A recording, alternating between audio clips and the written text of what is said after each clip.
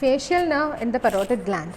Facial nerve emerges from the stylomastoid foramen. The styloid process and the mastoid process are the two downward projections from the temporal bone. In between these two, we can see a foramen or opening, that is the stylomastoid foramen. So, from the stylomastoid foramen, the facial nerve emerges out and it enters into the parotid gland through its upper part.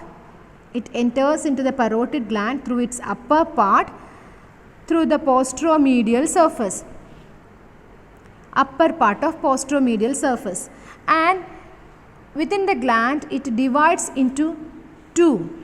They are named as the temporofacial trunk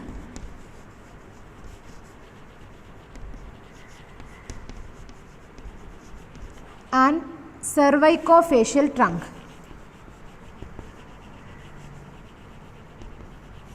Temporofacial trunk and the cervicofacial trunk. The temporofacial trunk again divides into two.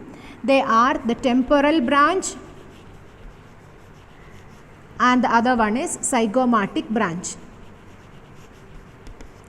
The cervicofacial trunk again divides into cervical branch, marginal mandibular branch and the buccal branch. These are the two buccal branches.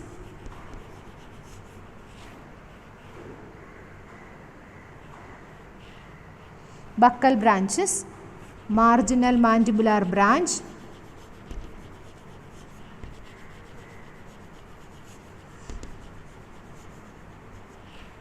and cervical.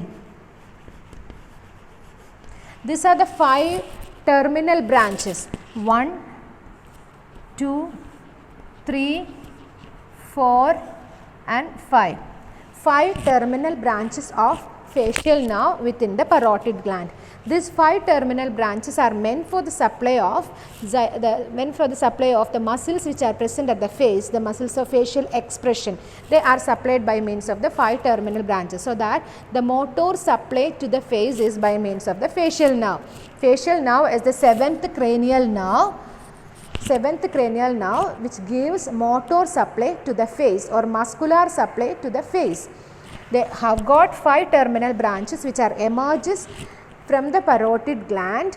The division occurs within the parotid gland and emerges from the parotid gland through the anterior borders. Next is facial nerve, and the last one is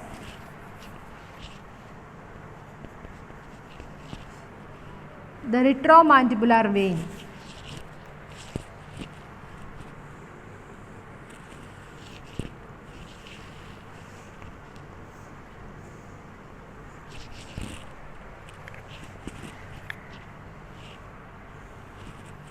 Retromandibular vein.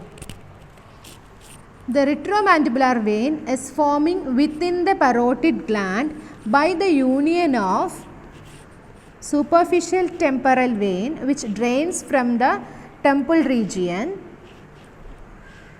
and the maxillary vein,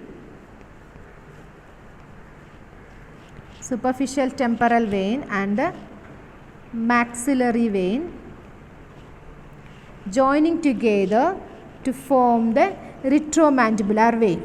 Immediately after the formation, the retromandibular vein is dividing into two. They are anterior division of retromandibular vein and posterior division of retromandibular vein. Anterior division of retromandibular vein and posterior division of retromandibular vein. Anterior division of retromandibular vein joins with the facial vein to form the common facial vein which drains into internal jugular vein. The posterior division of retromandibular vein joins with the posterior auricular vein and forming to external jugular vein.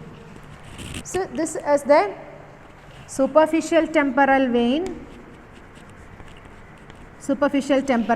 and this is maxillary vein joining together to form the mandibular vein. The retromandibular vein divides into anterior and posterior divisions. The anterior divisions joins with the facial vein, anterior facial vein, to form the posterior to form the common facial vein and joins to internal jugular vein. The normally facial vein is known as or normal facial vein, the vein which can be seen on the face, which accompanies the facial artery. It is the facial vein. Facial vein is otherwise known as anterior facial vein.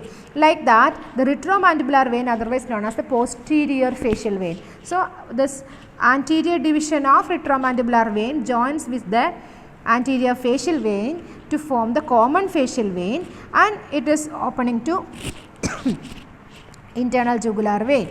The posterior auricular vein, which accompanies the posterior auricular artery, which is traverses through the posterior border, it is joining with the posterior division of retromandibular vein to form the external jugular vein. So, these are the structures present within the parotid gland, namely external carotid artery with its branches, facial nerve with its branches, retromandibular vein, the formation and its tributaries.